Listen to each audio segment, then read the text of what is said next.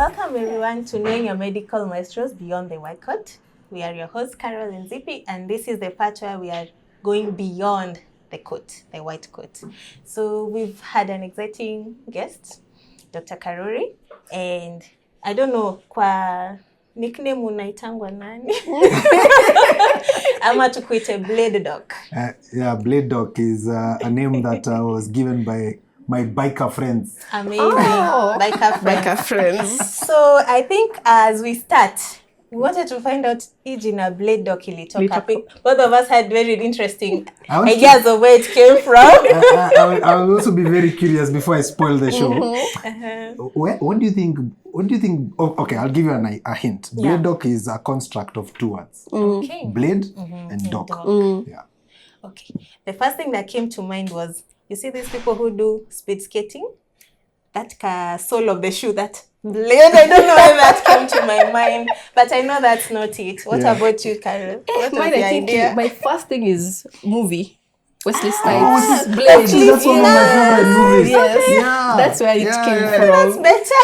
No, by the way, that's one of my favorite movies. Oh, that nice. one, and I can tell you, Maverick. Maverick is also awesome. So in some, I'll tell you where Bladedoc came from. So Blade, my first race bike was called a Fireblade. Honda CBR 900 Fireblade. Okay. So when I was riding, they used to say, in the biking fraternity, we call them blades. Blades, yeah. Okay? And then of course doc is doc. Doc, yeah. So I was a medical officer who was riding a Fireblade, so I became Bladedoc. So then I went and did surgery. So now blade moves from the picky to the scalpel. Yeah. And then now I became Bladedoc again. So then I like to say, I use blades for work and play. Nice. Nicely put. Nicely put. It's cutting both ways. Yeah. Nice. So that's where it starts from. Okay. You've mentioned biking. Yeah. Like, how did you get into biking? Is it something ulijipatanga tu unaangalianga bikes? You had a catalog of them, mama. Yeah. Where did the passion come from? Wala kustick kwa ukuta. Hata hawa wako na ambition. They just need to act on it. Where did riding start from? I think as a young boy, if you look at young boys and young men, they are fascinated about engines. Yeah. Actually, most of I'll all tell of them. you. So I was always fascinated in engines and how they work, just like the human body. How does it work? So that's why I started. Then naturally, my parents were not hearing any of that story, so I used to sneak and ride my friends' bikes. And then I had a good accident. Oh no. A good one. So I sitasema chenye niliumia. Hiyo tukutane with my friends. Sorry. So after that, rather than running away from them, I got drawn into it. Yeah. And and not just the riding, the mechanics. Like for instance, all my bikes, I'm the one who opens the engines. I fix my engines. Can you imagine? I fix my bike because also you want to be on a bike that you trust. I only have one other mechanic who I trust explicitly to fix what needs to be fixed. But have you ever ridden a bike? No. Tuwavanga tu nyuma yao. Well, sisi tumeride Bajaj. Sasa jikani hiyo unaongelea.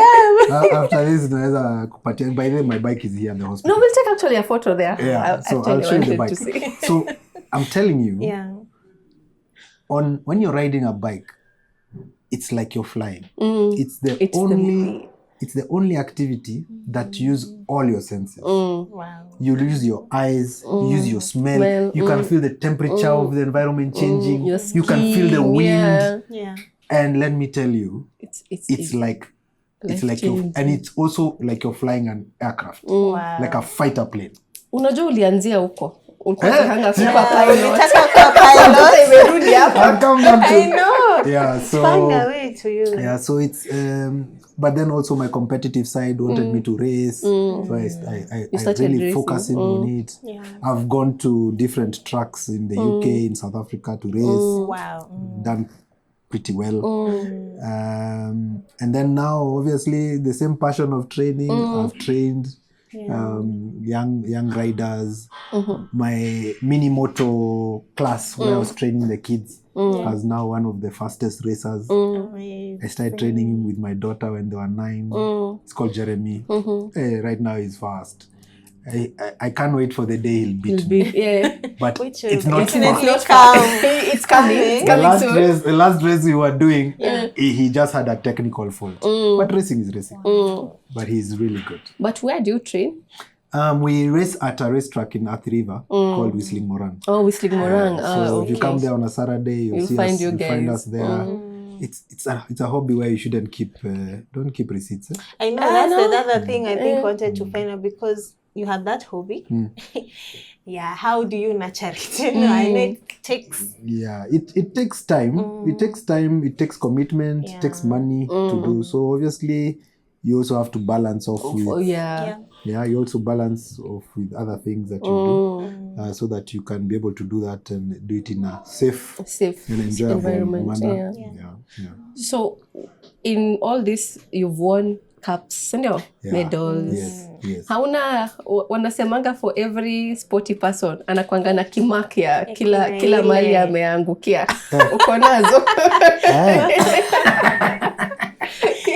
And have you put stamp badge of honor like 20? Mimi wacha nikwambie, it's only that our sport demands that we wear very well protected clothes. So you have a suit that is leather, helmet, gloves, boots. So the marks are there, but they are soft. I mean blunt trauma. Nile na hili unacha na patch. After some time unasema ni ile. Okay. But apart from biking, I also do other sports. Yes. Play golf. Golf is addictive. I used to. We've seen me kwa nonanga tu, it's just a lazy game. I didn't even see like sasa kuchapa tu ball until ujaribu ile abacho, you're like ngoja nikwambie hiyo kitu sio rahisi.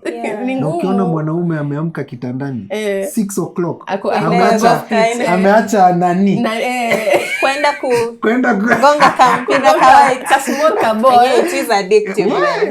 But ladies, please let him go and play golf. That's what you'd advise? My father.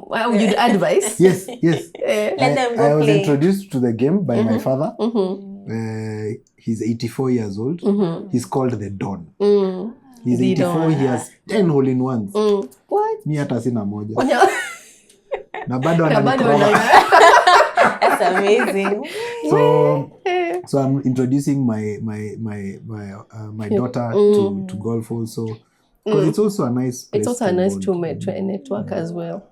But how, as in being a dad, like there's this protective bit that you have towards your kids. Like you've gone through injuries and you also understand the passion of biking.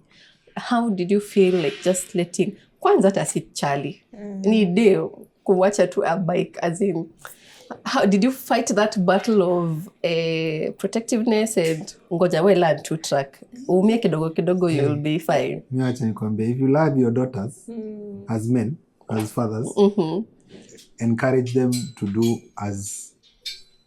give them a space that they can flourish. Don't protect them.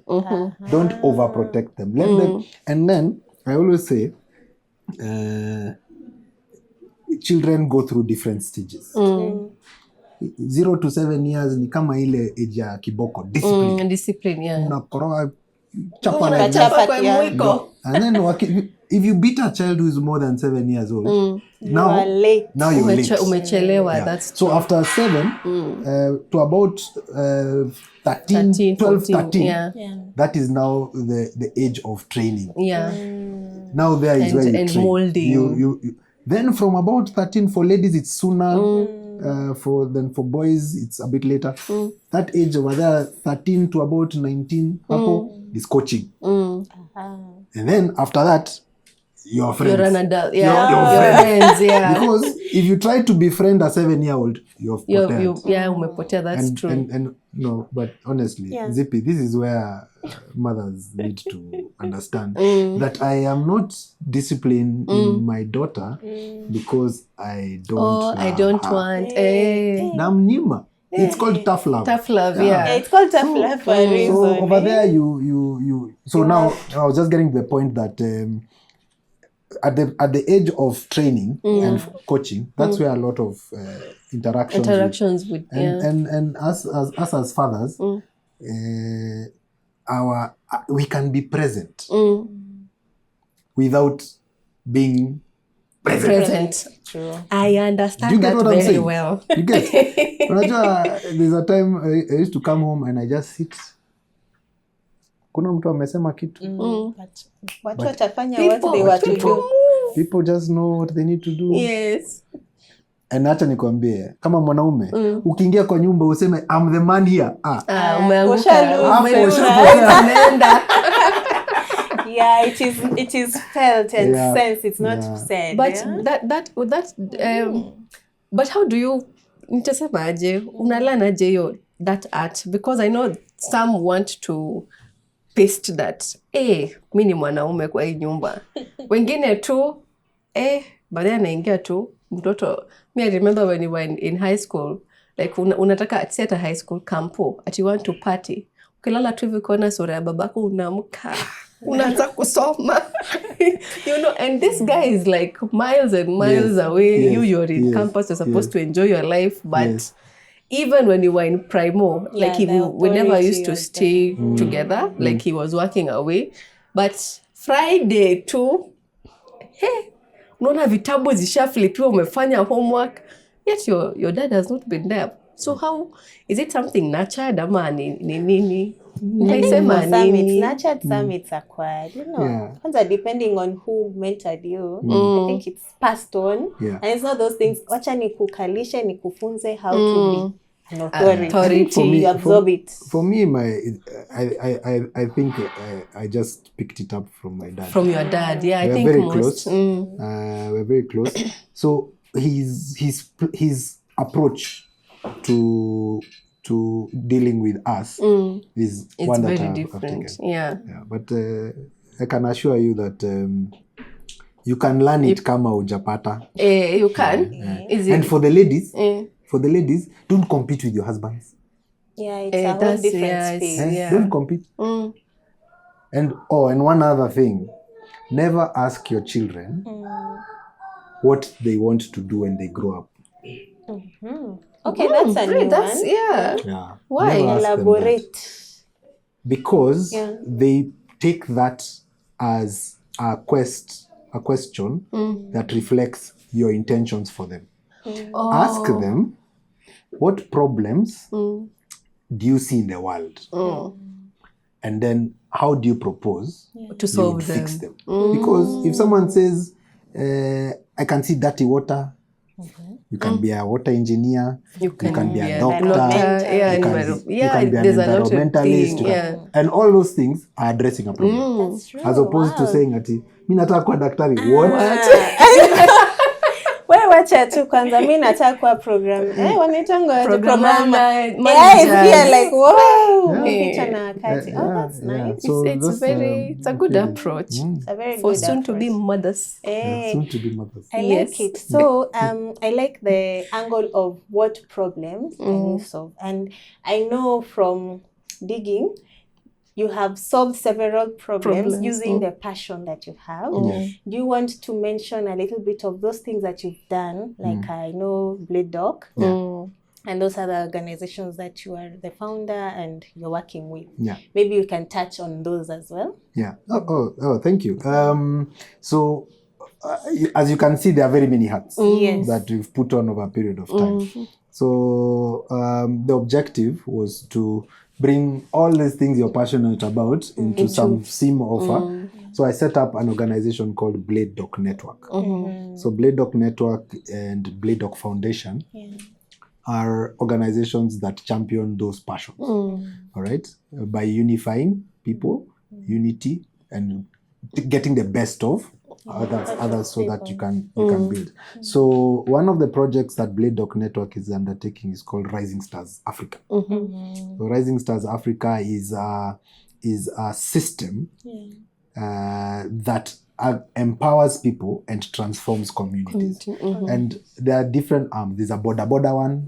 Obviously, it would be the first one. Yeah, I mean, for your the passion for bikes. bikes. For bikes and for trauma and road yes. safety. So with that one, under that one, we are launching it in Kiambu County.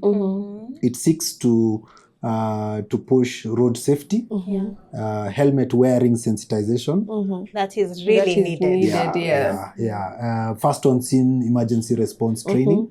And now my passion, you remember I told you I did computer studies? Yes. So now we build IT systems under Bladedoc Innovations Hub.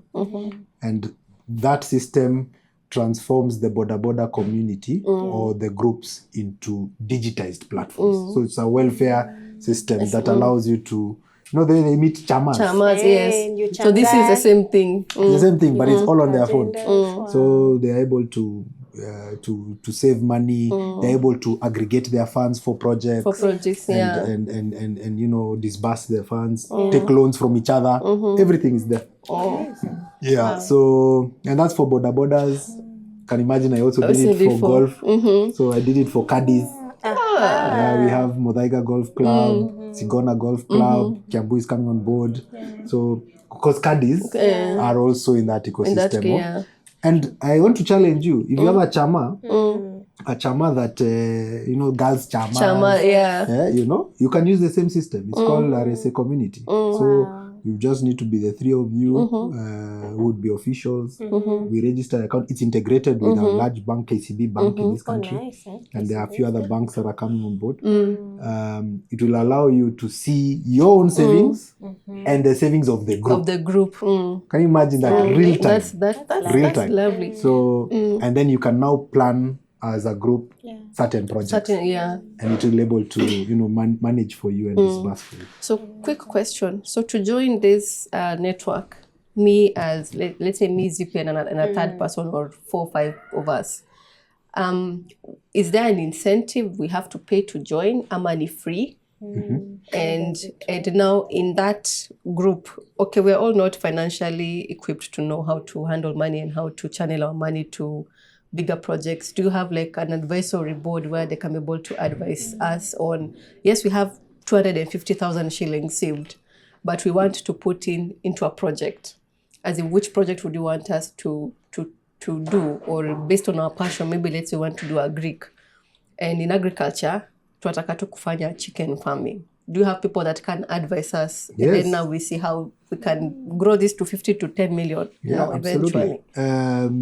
So yes, that is there. Financial literacy and investment advice is part of the objectives of the platform. All right. Obviously, our banking partners are contributing significantly to that, but other market brands, I don't know whether I'm allowed to say it here. No, you can. Like Mansa X. Yeah. You can be able to aggregate, but it does not limit you to those. It allows you to choose what you want. What it actually does is it gives you a real-time recording of what you're doing. Also that you don't feel like nimeka lakini sioni kwenye inaenda. At least you can see it grow. Okay.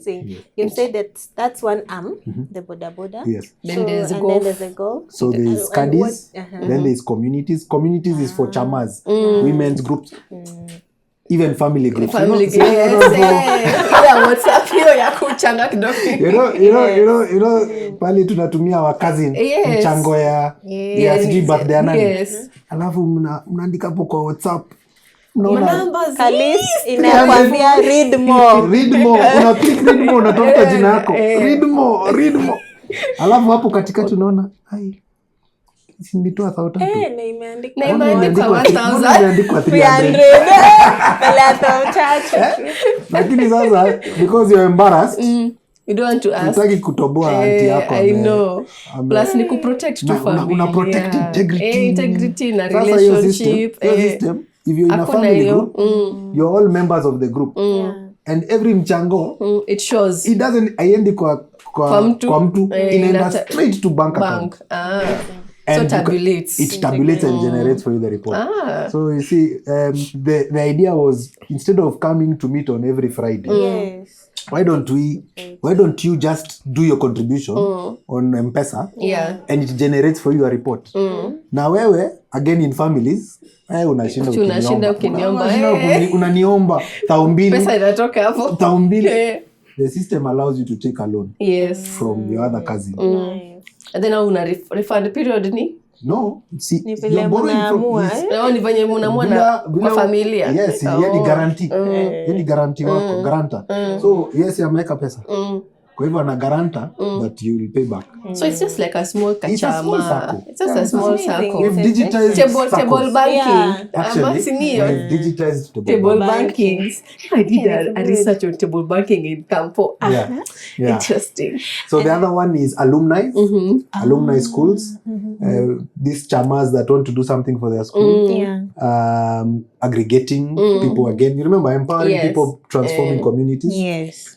Because in alumni schools, where your classmates wote wako wapi, you don't know. You are at different levels. And kuna wengine wanahitaji kusaidika. Wengine wako policy makers. Exactly. Maybe there's like a group project tunataka kufanya ya shule. There's a system for that. And then the last one is industry. RSA industry. RSA industry is for big corporates that have many employees or many farmers, flower farms, horticulture. So it's all integrated there. Yes. That's lovely. Okay. So that is Rising Stars. Yeah. We've also built membership engagement systems. And currently the Surgical Society of Kenya, we are working on a few other contracts. I can't really talk about them until they are signed off. What has even? Once they pen to paper, then I can tell you what we are doing. Yes, sure. So there is the Surgical Society of Kenya, and then there is now in the sporting side, there is Motorcycle Sports Federation of Kenya. Curiosity, how come like now that umefanya surgery, did you ever think of kuingia sports medicine? Sports medicine is a different branch which has its own pathway. Okay, you can do sports from two angles. You can approach it from a physician perspective. You can approach it from a physiotherapy perspective. You can approach it from a surgical perspective. So from the surgical side, you'll find us guys, find orthopedic surgeons, who deal with these injuries surgically. Then you'll find the physiotherapists who do the physiotherapy side, and then also you'll find people with anti-doping, doping offenses, and those kind of things, and the rest. So, would I go back to school to study sports medicine? No. You're okay? That one I'm okay. I have a curious question here. Like, if you were not doing this surgery, what was your other number two? Can you imagine? Career. Let me tell you. And by this, Kufichi, real. Yeah. I put only one choice. When I was in Strathmore, I put one choice. Medicine. Like you were I put medicine.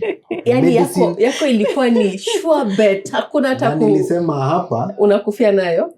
Liwale. I put medicine only. Seriously, hata kukua na engineering. You know the way watu wanapanganga hizo mimi option 1 2 3 4 5. Niliandika medicine, nikapeleka karatasi. Kaniambia na hizi zingine utachagua gani? Kasema wewe andikeni chenye mtaandika. Yako Me, I've ni. written the one that The I'm one doing. you want. Yeah, And that's what you're called for. And that's what I was called But for. anyway, I think at the end of the day, it was just a calling. As in, For you sure, already this one. called from Kitambo. I mean, who would have thought of dissecting a lizard? Seriously. I'm telling you. Hata sisi hatuwezi fikiria. Kwanza hata tunaiogopa. Unaanza kushikaje ka dangling thing. So it was a By the way, calling. God is amazing. Yeah, God is amazing. The way the human body runs. It's just us humans who have decided that we will give it all possible things to fight. Tunakunywa sana, tuna smoke sana. Kuna vitu mingi. Kuna matabia zingine hapa funny. And by the way, you young people, wacheni hizo vitu. It's not good. Is it vaping? Sijui mashisha. Matembe. It's Molly. Me, in fact, I had that one. Hey, Molly is bad. No, we need to do something. Yeah, and also lifestyle-wise, like we're eating badly. Nowadays, wametoka story ya mi spiki. By the way, I'll order out. Na hawajui hapo jikoni ndio kila kitu una brew una sign your death certificate basically. Actually, sindio? You are what you eat. Yes, you are what you eat. So you are what you eat. So, people don't look at cooking as slavery. It's not the way people would think. Sama tu. Toboa. Nikitoboa hii pengine sitalala huko. Itakuwa cut out. Hiyo chotaweka off camera. Nitaambiwa everything. Ndio hiyo mlango. Hiyo sofa si mbaya sana. I don't want it to go there. That's good. Anyway, now in terms of biking, yes. You've said you've done races. Like, what's the fastest you've ever gone? Speed. Ama ulishapita na ukapitisha. Mimi nimeenda bwana.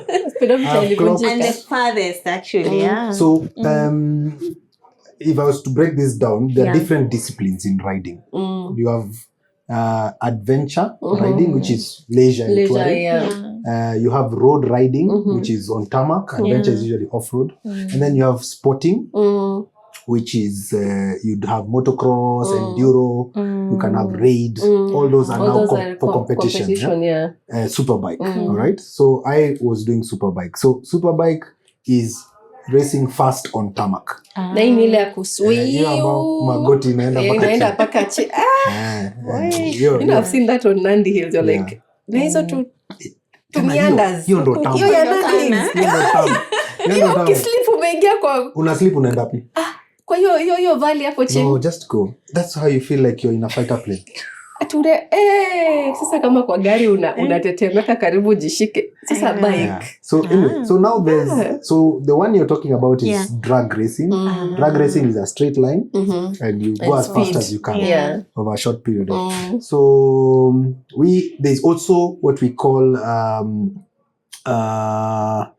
circuit racing, which is on closed roads. So you hear Isle of Man, racing. Isle of Man, they clock crazy speeds. The closest thing that we had to that in this country before I stopped doing that was in Kiambu. And I hit 305 kilometers per hour. Speedometer inafikanga ngapi? Nauliza tu. Hata hiyo video iko kwa mtandao. I've done 300, over 300. That's very blistering. It's literally about 80 meters per second. Every second you're chapad 85 meters. So but I was young, energetic. I was daring. I was young and daring. I'm still energetic. You're still okay, but you're not daring. But I'm not going to do that. Like no way. Then now, obviously, because of obvious reasons, safety. You can't be a safety advocate. And then now when unafanya vitu kama hizo and not to say that I'm missing it, I'm not, because like the consequence I think ulishapitia your stage. So now the target is on the racetrack. On the racetrack, who can do the best time. And some of the young guys who are riding now, they have amazing talent. Let me tell you, in my lifetime, we will see proper championship, Champions. world-class championship racing From Kenya. from Kenya. Na That mbona would be good hatujafika to- huko? it would As be in, really good. what is it stopping us from like taking such young people for sports? We're only focusing on, collegians and running and all that, but Well, as a Kale to run, you just run. You just run. you just wake up and run. You wake up and you run. You know what Eliud was saying? I wake up and I run. run. Yes. I run. I am a runner. True. So the cost of running Is kidogo is not as high. as So biking. for you to race a motorcycle, number one, you need tracks. and the You need motorcycle officials. itself. You need racers who know what they are doing, and then you need the equipment. So it's costly. Yeah. So It's right now we costly. have good teams in motocross. Yeah. There is a championship that happens in East Africa called the CSE. There is an event called the MX of Africa Nations, which is in Africa. And then there's the global events. So I can tell you that we are in a position to we've hosted it once, we'll host it again. And I can tell you that in those disciplines, it's there. It's coming definitely up. coming. Yeah, for sure. Lots of Looking talent. forward to that. We watch this space. Yeah, it's exciting. I know. Yeah. For someone who likes spikes. I know, kuna wengine, yeah. And I wish they will get into the race. Na mi siwezi enda race. Mi nitakuwa tu ya kutembea around here na kupenya traffic. And that's Alafu, it. for me, if I'm not racing, nategea hapo kwa ambulance hivi. Okay. Sema sasa, wewe usinipatie kazi. Wewe Yeah, but all on a light note. Young men and women have to spend that energy before Before that energy time. spends you. Yeah, that's true. That's true. Yeah. So basically, in short or in a nutshell, what you're telling us is, if you have a passion from mwanzo, like usi postponed, because kuna time there are seasons, wacha tu niseme, as the Bible says, there are seasons for everything. So take it up. Yes. Sindio? Yes. Anza kama ni race. Yeah. And then ikifika time ya masomo unasoma. Then ukizeeka unajua kuna vitu zingine hawezi. Na sio lazima ati you stop. You can continue with both concurrently. And be consistent, bwana. Yes. Because you always sema ati Consistency. Yeah, you have to apply the same level of consistency. And as you go through your transitions in life, each of those passions will take a different transition form of as the well. same thing. Yes. Oh, Yeah. yeah.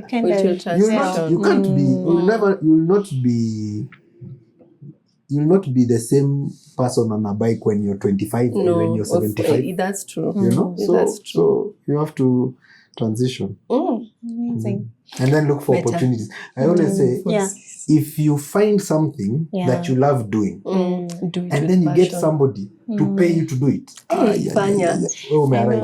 I know. That's the best place to be. You're being That's paid the for your best hobby. place to be.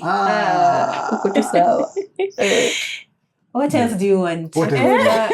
Umepewa kila kitu. Mimi, I love operating. You pay me to operate. You are very happy. I'm okay. I love riding bikes. You pay me You to pay do me that. to ride. Sasa Umemaliza. I love building systems. You pay me to build a system Nitafanya. and to solve a problem, to think of a problem. And my captain in Muthaiga Golf Club, he says, he told me once, he said, Daktari, let me tell you something. You have a very interesting brain. And I like you because I just tell you my problem. Then you tell me, just give me 10 days. So I wake up at 4:30 every day. And for that, between 4:30 and 5:30, 1 hour, I sit on my balcony. And 1 hour. And I just, my space, I don't have a TV. I just sit down and I think of problems.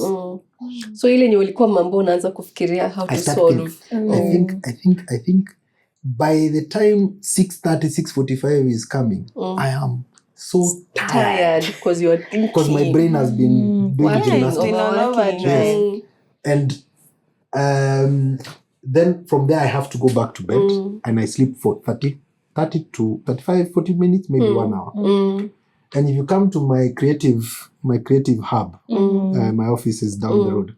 I have a big whiteboard, and I write down everything. My team comes we meet every Tuesday, and I call that day Tracking Tuesday.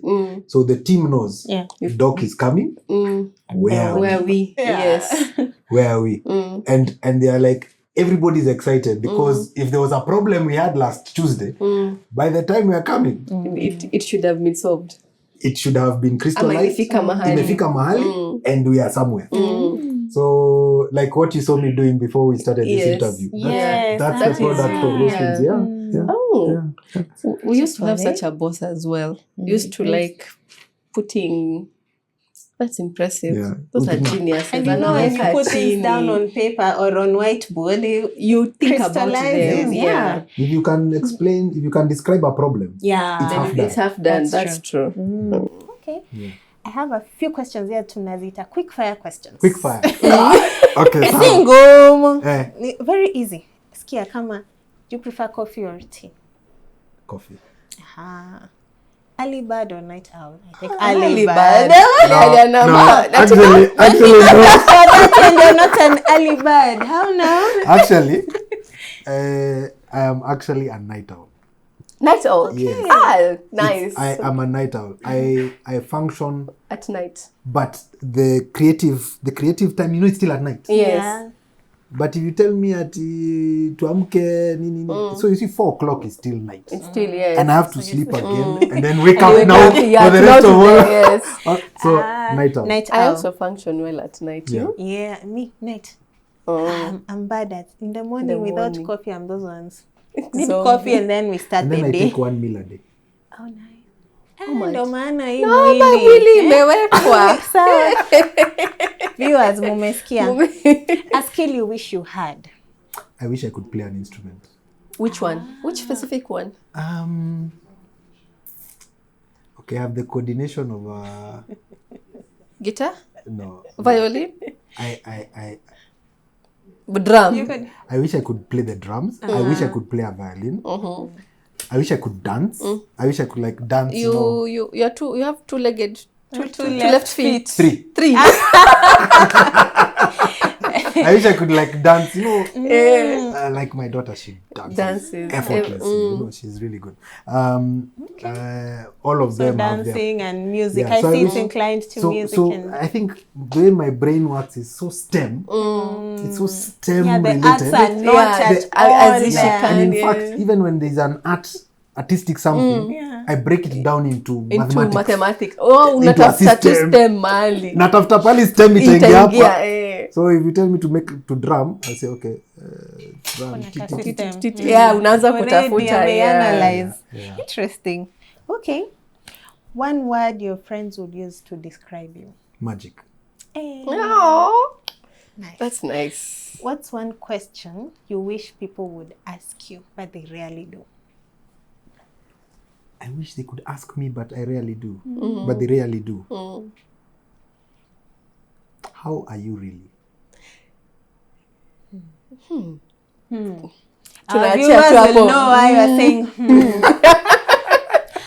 And it's interesting. Yes. Okay. When you were a kid, what was the weirdest thing you believed was true and then you found out haikuanga? Kina Santa Claus for the babies. Okay. Yeah. Yangu ilikuwa reso. Wrestling. I thought wrestling was not real. That one for me was like ilikuwa heartbreak mbaya. At least for Santa Claus, that one I knew. That one ilikuwa ina make sense. Watu wa Afrika tuferia. Hata nilishika madhe akiweka hiyo do sasa. You guys believed in Tooth Fairy? You had very good I saw her putting the money, so I said, mbona umeibia kwa Tooth Fairy? Mbona umeiba hiyo kwa Tooth Fairy? Yeah, so another one maybe I said wrestling. I think that was like the heartbreak kind. Those are good ones. Now that Hulk Hogan has died. Hulk, imagine. Then I used to think hizo shati zake. zilikuwa zilikuwa nadhani ni real. Kumbe bana ziko na HIV unaweza ni rahisi. Walitu-manage. Expectations ya wakid. Ric Flair.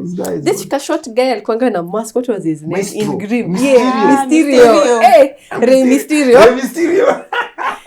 Kumbe ni And kwa I used to have called the bald head. Alikuwa anaitwa nani? Cold Stone. Kama alikuwa anaitwa Stone Cold Stone. Yeah, that was our best guy. So guy unajua kuna majenzi wa shit hizo. na saizi wana float.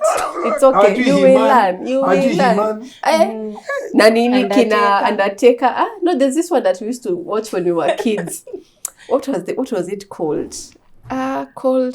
There was this movie. Okay, I've forgotten. A movie for wrestling. Wrestling. Sinbad. Hata wanakumbuka the sailor. Sinbad. Now we are giving out our age, so I don't know. Let's bring it together. Yes. Teletubbies. Yes. Kwa familia na hiyo. Peppa Pig. Nini kina SpongeBob. Cocomelon. My goodness. Tutashitwa na Gen Z audience. Sorry guys, this is just on a light note. Poleni. It has been fun. Yes. It was great. Dr. Karuri, I think I have never enjoyed an interview. I'm always nervous on asking questions and doing an interview, but this has been wacha niseme tu enlightening. Imeni challenge as in career wise, brain wise, and life, how you handle life, as in it's tumechukua notes, tutenda tuanze ku-implement as well as project managers wanasemanga. Tuneka whiteboard. We have to small to notes, lakini tuteka kale kakubwa, There's a power in seeing it. True. Than on the book. And this is something that I think we overlook because I'll refer back to the Bible. Wanasemanga, put your plans on stone tablets so that you can see them in vision and now actualize them. Yes. And he does that exactly. So I think tutarudi back to Biblia. Somewhere to start. But thank you. Asante sana. You're welcome. Tumeshukuru sana for coming to Knowing Your Medical Maestros.